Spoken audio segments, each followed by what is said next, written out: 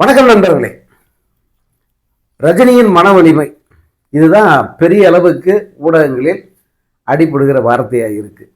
ரஜினியின் மன வலிமை என்ன அப்படிங்கிறது இந்த உலகத்துக்கே தெரியும், இந்த தமிழ்நாட்டு மக்களுக்கு தெரியும். அவர் ரசிகர்களுக்கு அது எப்போ இருந்தே தெரியும், அதை விடுங்க. ஆனால் இந்த தமிழ்நாட்டுக்கு அது மிக மிக நன்றாக தெரியும். காரணம், அது ரொம்ப பழைய கதை இல்லை, ரொம்ப இப்போ அண்மை காலம் வரைக்கும் அவங்க பார்த்தது. ரஜினியை யாராலும் மிரட்ட முடியுமா, அல்லது ரஜினியை யாருடைய மிரட்டுறதுக்காவது பயந்துருக்காரா அப்படிங்கிறதெல்லாம் கூட இந்த தமிழ்நாட்டு அரசியல் தலைவர்களுக்கு, ரசிகர்களுக்கு, அத்தனை பேருக்குமே தெரியும். அதனால் அதை விட்டுட்டு இந்த மன வலிமை பற்றி பேசினானே, ஒரு திருடன், ஒரு கொள்ளைக்காரன், அவனுக்கு பேரை என்னன்னு போடுறாங்க, லாட்ரி திருடன்னு போடுறாங்க. இப்போது யாரை இவனையெல்லாம் அங்கே கம்பேரிசனு கூட அங்கே கொண்டு போக முடியாது.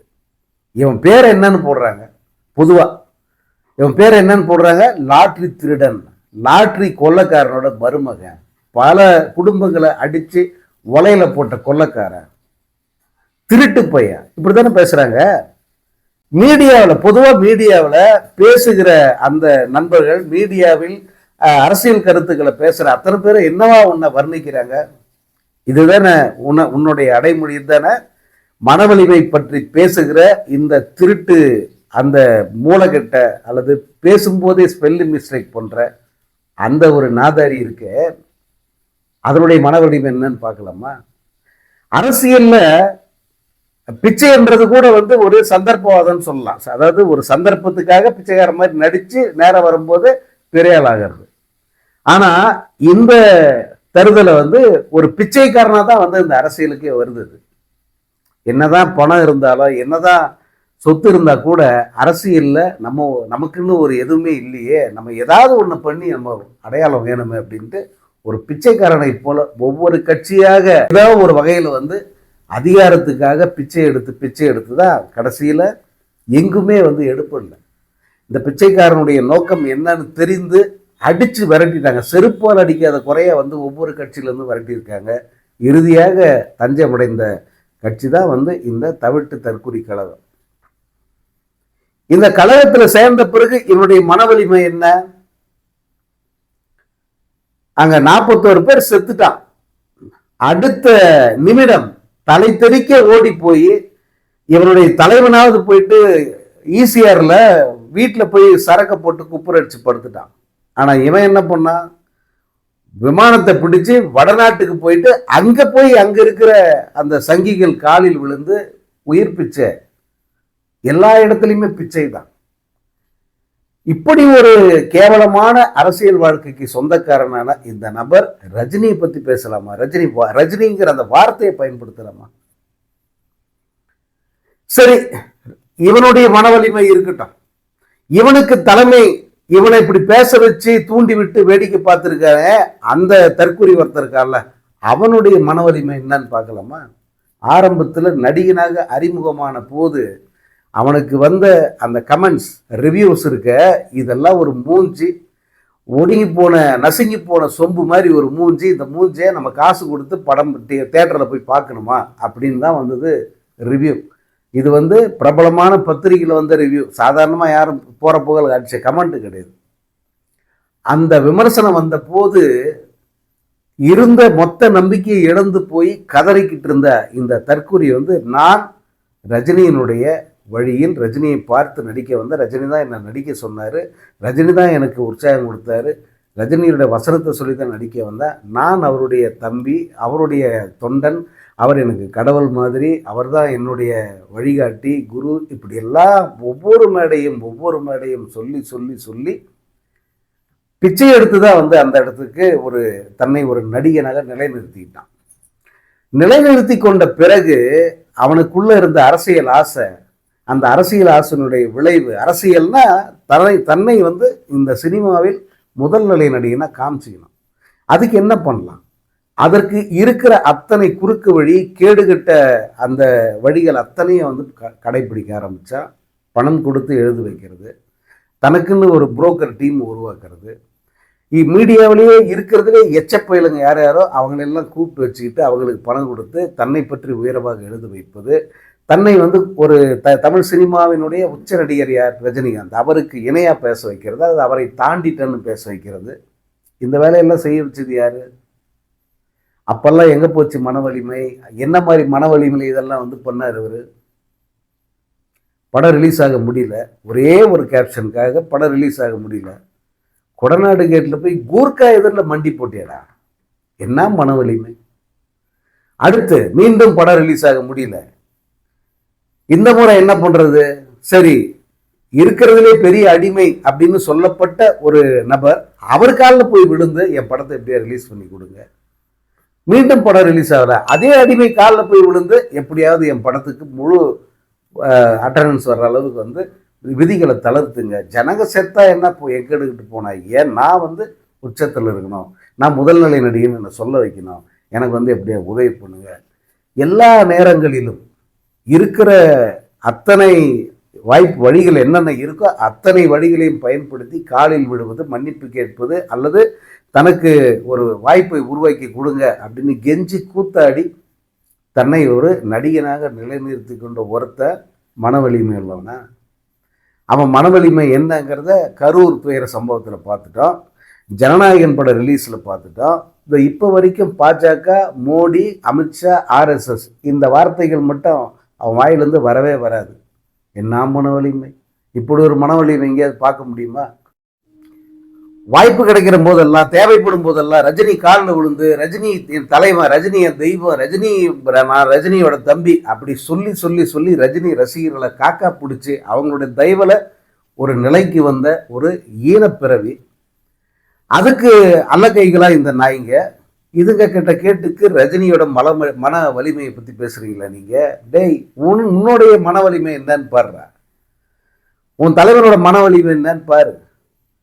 திரும்ப திரும்ப வந்து அந்த சாக்கடையை வந்து கிளற வேணாம் அப்படின்னு தான் வந்து எல்லாரும் அமைதியாக கடந்து போறாங்க. அப்படின்னா இது எல்லாத்தையும் மறந்துட்டாங்க. நீ சொல்ற பொய்களை, நீ சொல்கிற அந்த கேவலமான அந்த விஷயங்களை எல்லாம் வந்து அவங்க ஏத்துக்கிட்டு இதெல்லாம் உண்மைன்னு நம்பிட்டாங்க அப்படின்னு வந்து நினைச்சாங்க.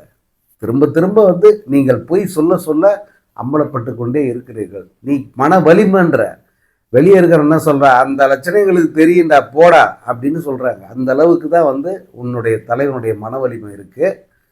ரஜினி மன வலிமை என்னங்கிறது ரஜினிக்கு தெரியும், ரஜினி ரசிகர்களுக்கு தெரியும், தமிழ்நாட்டு அரசியல்வாதிகளுக்கு, அரசியல் தலைவர்கள் அத்தனை பேருக்கும் தெரியும், இப்போ வரைக்கும் தெரியும். அதை வந்து பேசுற தகுதியோ ஒரு குறைந்தபட்ச அறிவோ எந்த நாய்க்கும் வந்து கிடையாது. அதுவும் குறிப்பா இந்த கூட்டத்தை சேர்ந்த, இந்த தற்கொலை கூட்டத்தை சேர்ந்த ஒருத்தருக்கு கூட வந்து அது கிடையாது. இதுல இந்த இந்த கட்சியுடைய இப்போதைய நிலைமை என்ன, இவன் என்ன லெவல்ல மக்களால் பார்க்கப்படுகிறா, எப்படி ஜனங்க காரி துப்புறாங்க அப்படிங்கிறதெல்லாம் அம்பலமாயிடுச்சு. இனி வந்து மறைக்க ஒன்றும் இல்லை, டோட்டலி எக்ஸ்போஸ்டு. அரசியலை பொறுத்த வரைக்கும் வந்து இப்படி ஒரு கேவலமான ஜென்மம் நாங்கள் பார்க்கல, இப்படி ஒரு மோசமான ஒரு தற்கொலை கூட்டத்தை பார்க்கல, இவ்வளோ கேவலமான அந்த ஒரு ஜென்ரேஷன் இருக்காடா அப்படின்னு எல்லோருமே கேட்குறாங்க. இப்போ நான் முதல்ல இதை ஆரம்பத்தில் நான் தான் கேட்டுன்னு இருந்தேன், ஆனால் இன்னைக்கு அத்தனை பேருமே இதை கேட்குறாங்க. இந்த விஜய் படங்கள் ஏற்படுத்திய பாதிப்பு என்ன, விஜயனுடைய படங்களுடைய விளைவு என்ன, விஜய் என்ன மாதிரியான ஒரு கூட்டத்தை உருவாக்கி வச்சிருக்கான் அப்படிங்கிறது எல்லோருமே வந்து கேட்குறாங்க. இப்போ அது உங்களுக்கும் தெரியும். ஸோ இந்த பேச்சுக்கள் எதனால் இப்போ அப்படின்னா, இந்த எக்ஸ்போஸ் ஆகி கேவலப்பட்டு அம்பலப்பட்டு நிற்கிறானுங்கல்ல, இதை மாற்றுவோம், இதை மடைமாற்றம் செய்யணும். எப்படி செய்யலாம்? யாரை இழுத்தா இப்போ திமுக திமுக திமுகன்னு சொல்லி சொல்லி பார்த்துட்டாங்க. இதுக்கு எடுத்தாலும் திமுகன்னு சொல்லி சொல்லி கிடைச்ச, டேய் உங்களுக்கு ஒரு வேலை வெட்டி இல்லையா, போங்களா அந்த பக்கம் அப்படின்னு எல்லோருமே சொல்றாங்க. அவ்வளோ எதிர்கட்சிகளே நம்ப மாட்டேன்றான், அவன் கட்சிக்காரனே நம்ப மாட்டேங்கிறான். டேய் எதுக்கெடுத்தாலும் வந்து நீ திமுக திமுகன்னு சொல்லிட்டே இருந்தா ஒரு அளவு இல்லையாடா, எங்களுக்கு தெரியாதா அப்படின்னு கேட்குற அளவுக்கு தான் அவங்க கட்சியில் இருக்கிற பலருக்கும் அது தெரிஞ்சிருக்கு, அம்பலமாகி இருக்கு. இப்படி இருக்கிற சூழல்ல புதுசா ஒன்று எதையாவது ஒன்று கலப்புனா, புதுசா ஏதாவது பேசுனா அது பேசு பொருளாகும், பெரிய அளவுக்கு மீடியாவில் அடிப்படும். அது ஒன்று. இன்னொன்று, இப்படி அவனை பேச சொன்னது யாரா இருக்கும்? யாரா இருக்கு யோசிச்சு பாருங்க. நானா நம்பர் 1, நான் தான் அதிக சம்பளம் வாங்குறேன், என் படம் தான் பெரிய வசூல் குவியுது, எனக்கு தான் அதிக ரசிகர் பலம், இதை காசு கொடுத்து பரப்ப வச்சான். காசு வாங்கிட்டு கூவி கூவி பார்த்தாங்க. அது அவன் ரசிகர்களே நம்பல. அவனுடைய பல ரசிகர்களோ எங்களுக்கு தெரியாதா, நம்ம ரேஞ்ச் என்ன, நம்ம படம் எப்படி வாங்க டிக்கெட் ஓடுது, எப்படி பிளாக்ல ஓடுது, அல்லது எப்படி வந்து கூட்டம் வராங்க, எவ்வளவு கலெக்ஷன் ஆகுது, அதெல்லாம் எங்களுக்கே தெரியும்டா, எதுக்குடா எங்ககிட்டே இந்த வடையை சொல்றீங்க அப்படின்னு அவர் ரசிகர்களை கேட்கிற அளவுக்கு தான் அவனுடைய திரைப்பட வளர்ச்சி, திரைப்படத்தில் அவனுடைய ரேஞ்ச் எப்படிங்கிறது. அப்போ இதை வந்து நாங்கள் ரஜினியை தாண்டிட்டோம் அப்படின்னு எஸ்டாப்ளிஷ் பண்றதுக்கு மீடியாவில் ஆளை வச்சாங்க. ஏன்னா ரசிகர்கள் யாருமே அதை சொல்ல விரும்பல. அவங்களுக்கு தெரியும் ரசிகர்கள் பலரும் என்னன்னா, சரி ஒருத்தனை வந்து தலைவன் ஃபாலோ பண்றோம்ல, அதை வந்து நம்ம தொடர்ச்சியா சின்சியரா இருப்போம் அப்படின்னு நினைச்ச வந்து அதை ஷேர் பண்ணிக்கிட்டு இருக்காங்க. ஆனா அவங்களுக்கு பல விஜய் ரசிகர்களுக்கு உண்மை என்னங்கிறது தெரியும். ஆனா மீடியாவில் இருக்கானுங்க பாரு, இவன் கோல்டு காயின் கொடுத்து அல்லது மாச சம்பளம் கொடுத்து கூலிக்கு மாரடிக்க வச்சானே அந்த விஷமிகள் எல்லாம் இருக்கானுங்கள, அவங்க அத்தனை பேருக்குமே வந்து இவனுடைய ரேஞ்ச் என்னன்னு தெரியும். ஆனா வாங்கின காசுக்காக வந்து பெரிய அளவுக்கு வந்து வடை சுட்டாங்க, எவ்வளவு முடியுமோ அவ்வளவு பொய்யான செய்திகளை பரப்புனாங்க, பொய்யான பிம்ப கட்டமைப்பு செஞ்சாங்க. அதை ஜஸ்ட் லைக் தட் வந்து புறந்தள்ளிட்டு போயிட்டாங்க திரையுலகில் இருப்பவர்கள். அவங்களுக்கு தெரியும்ல, நீ வந்து மீடியாவில் எவ்வளோ வேணா பொய்ய சொல்லலாம், எவ்வளோ வேணா பப்ளிசிட்டி பண்ணலாம், எவ்வளோ வேணா விளம்பரம் கொடுக்கலாம். ஆனால் இந்த திரையுலகில் இருக்கிற ப்ரொடியூசர்ஸு, விநியோகஸ்தர்ஸு, அதே போல் திரையரங்க உரிமையாளர்கள், அவங்களுக்கு தெரியல ஒரு ரேஞ்ச் என்னன்னு சொல்லிட்டு அவர்கள் எப்போதெல்லாம் நேரம் கிடைக்குதோ அப்போதெல்லாம் போட்டு உடைக்கிறாங்க. இவங்க ஒரு படம் ரிலீஸ் ஆகுது, ரிலியோ தான் வந்து தமிழ் சினிமா வரலாற்றில் பெரிய வசூல் அப்படின்னு சொல்லிட்டு இருக்கும் போதே, டேய் இதுக்கு முந்தின படம்டா ஜெயிலரு, அந்த படத்தோட வசூல் பாதி கூட உன் படம் வரல, சும்மா போஸ்டரை வர சொல்லாதீங்க போங்கடா அப்படின்ட்டாங்க. தேட்டருக்காரங்க அவ்வளோ பேர் வந்து அதெல்லாம் பொய்யின்ட்டாங்க. ஒருபடி மேலே போய் படத்தோட ப்ரொடியூசரே உண்மை என்னங்கிறத வருமான வரித்துறைக்கு தாக்கல் பண்ண அந்த அக்கௌண்ட் ரிலீஸ் ஆகிடுச்சு. லியோ ஸ்கேம் ஆகிப்போச்சு. கோட் ஸ்கேம் என்னங்கிறது அம்பலம் ஆகிப்போச்சு.